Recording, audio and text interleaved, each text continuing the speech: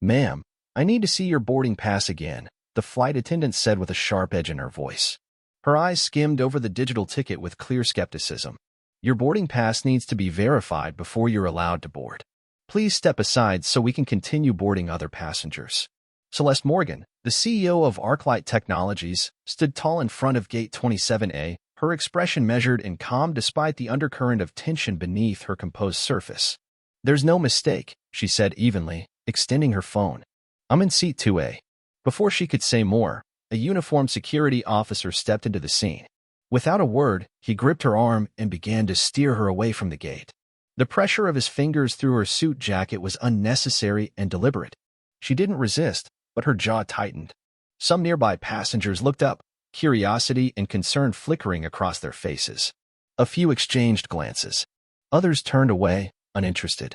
A couple of them even nodded, silently condoning what was happening.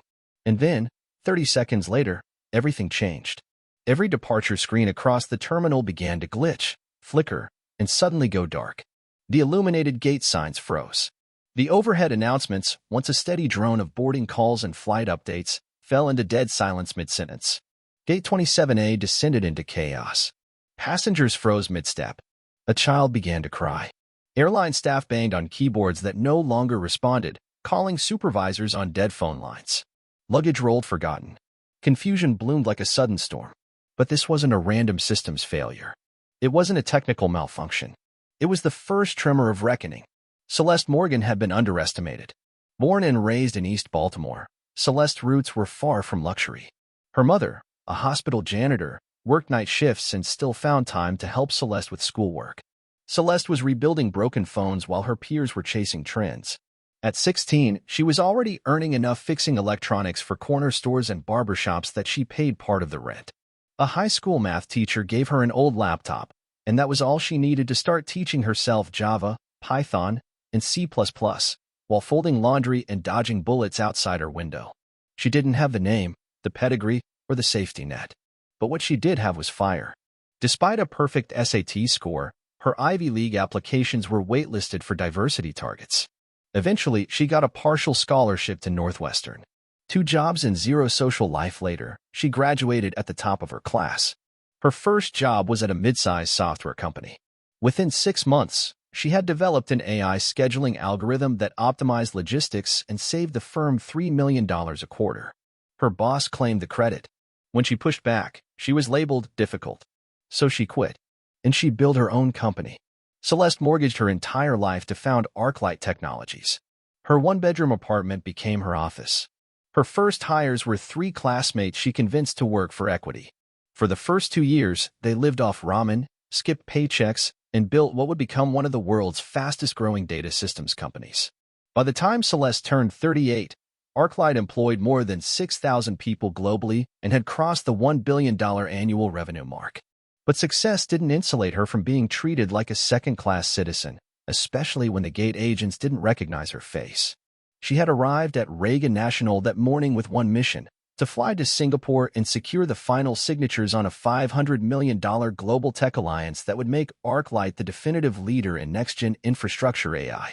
The flight on Sovereign Airlines had been booked weeks in advance. First class, seat 2A.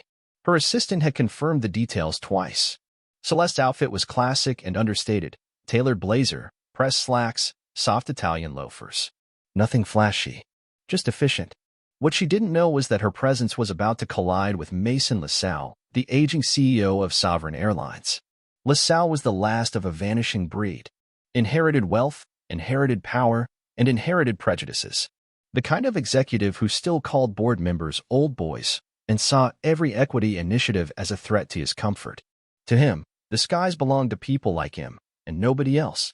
From the moment Celeste stepped into Terminal C, the bias was relentless. At check-in, she was redirected twice by agents who refused to believe her first-class status. At security, she was pulled aside for random screening. The white businessman in front of her, who had openly joked about smuggling in bourbon, breezed through untouched. The TSA agent's hands lingered in inappropriate places during her pat-down. When she asked for her watch afterward, a $75,000 one-of-a-kind piece gifted to her by the ArcLight board when the company hit IPO, the agent claimed she must have left it at home. She stood her ground, demanded they check the security footage. Miraculously, the watch reappeared. She reached gate 27A just as they began calling first-class passengers. When she stepped forward, the gate agent, Lauren, per her name tag, looked her up and down and blocked her path. "This lane is for first class only," she said. "I'm aware," Celeste said calmly, showing her boarding pass. Lauren studied the screen, then whispered into the phone. A supervisor, John Brenner, joined her. He looked Celeste over with a scowl. "We just need to verify your ticket. This will only take a minute." That minute turned into 45. Celeste asked repeatedly what the issue was. They offered no answer. Meanwhile, white passengers strolled past her with casual smiles and champagne flutes. No one checked their passports. No one asked for a corporate letter. No one delayed their travel. Finally, John returned, flanked by 2 guards. "I'm sorry, your ticket hasn't been verified. We'll need you to step aside." And when she refused, that's when they grabbed her. That's when her phone hit the floor, her files scattered, and the surrounding travelers began murmuring.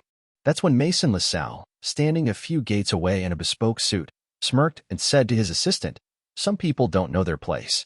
That's when the departure boards failed, because that was the moment Celeste Morgan made a call. "Marcus," she said, answering her strategy chief's ringing call, her voice suddenly crisp with command. "We're done evaluating Sovereign. Pull them. Immediately." Marcus asked, confused. "Yes. Draft a recommendation for Polaris Air instead." That one shift cost Sovereign Airlines $3.8 billion in international contracts across ArcLight's corporate client base. But that wasn't the real blow. Unbeknownst to anyone, including Mason LaSalle, Celeste, through a quiet private equity vehicle, owned 29% of Sovereign's outstanding stock. She had been planning an acquisition. She was supposed to announce it in Singapore. Now, she was going to dismantle the company instead. She called her legal counsel, then her PR chief, then the chairman of Sovereign's board. "Activate Delta Protocol," she said simply. What followed was a chain reaction no airline had seen in decades. Security scrambled. Corporate investors fled. Hashtags exploded. Hashtag boarding while black. Hashtag Sovereign scandal. Hashtag Celeste Morgan truth. And when Celeste calmly climbed atop a gateside bench and declared in front of dozens of phones, "My name is Celeste Morgan. I am the CEO of ArcLight Technologies. I own 29% of Sovereign Airlines. And today, I was dragged from a gate for no reason except the color of my skin." The world changed. Passengers who had mocked her earlier now stared in stunned silence. A middle-aged white woman gasped. "Wait, she's that Celeste Morgan?" One by one, other travelers began to speak up. A Latino father shared how he was once denied boarding because his name looked suspicious. A black doctor recalled being asked to prove he was traveling in business class. An Asian American couple described being randomly moved from their chosen seats. Sovereign Airlines had always had a problem. Celeste simply lit the fuse. The following hours unfolded like a legal thriller. The board of Sovereign suspended Mason LaSalle. Celeste's legal team took over crisis communications. The Federal Aviation Administration demanded a full audit. Shareholders revolted. The next day, Sovereign grounded its fleet for internal restructuring. The day after that, Celeste addressed the nation from the Singapore summit stage, delivering the keynote she had traveled for. She never once mentioned the gate incident. She didn't have to. The world already knew. A month later, Sovereign Airlines named a new CEO, Dr. Nina El-Amin, a former civil rights attorney turned transportation executive. Celeste didn't acquire the airline. She didn't need to. She had already rebuilt it from the outside in.